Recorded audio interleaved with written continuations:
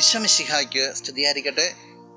പ്രിയ സഹോദര സഹോദരി, നിനക്ക് നല്ലൊരു ദിവസം നേരുക.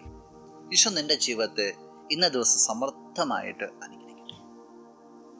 സക്രിയാസും എലിസബത്തും ദൈവഹിതത്തിന് അനുസരിച്ച് ജീവിതത്തെ ക്രമപ്പെടുത്തിയവരാ. എന്നിട്ടും വലിയൊരു സങ്കടം ഉണ്ടായിരുന്നു. അവർക്ക് മക്കളില്ല. ദൈവത്തിൻ്റെ ദൂത് സക്രിയായ്ക്ക് വരുവാണ്.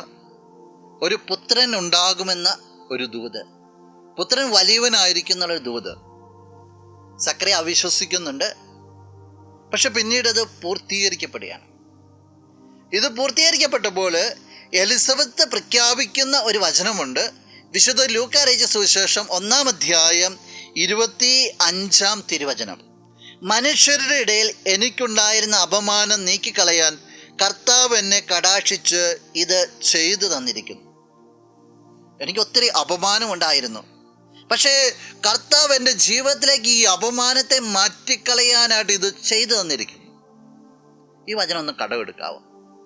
നിൻ്റെ ജീവിതത്തിലെ സങ്കടങ്ങളിൽ, അവമാനങ്ങളിൽ, പ്രതിസന്ധികളിൽ ഈ വചനത്തെ കൂട്ടുപിടിച്ചുകൊണ്ട് അഭിഷേകത്തിനായിട്ട് പ്രാർത്ഥിക്കാവോ?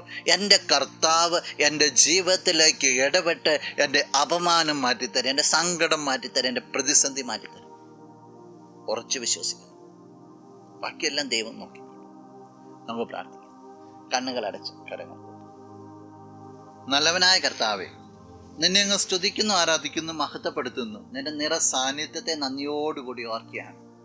ഈശോയെ, ഏത് പ്രതിസന്ധികൾക്ക് നീ ഉത്തരം നൽകുന്ന ബോധ്യത്തിൽ ജീവിക്കാനായിട്ട് ഈ വ്യക്തിയെ നീ അനുഗ്രഹിക്കണം. ഇന്നത്തെ ദിവസത്തിന് വേണ്ടതായ കൃപകളും നന്മകളും എല്ലാം സമർത്ഥമായിട്ട് നൽകണമേ, ഇപ്പോഴും എപ്പോഴും എന്നേക്കും. ആമേൻ.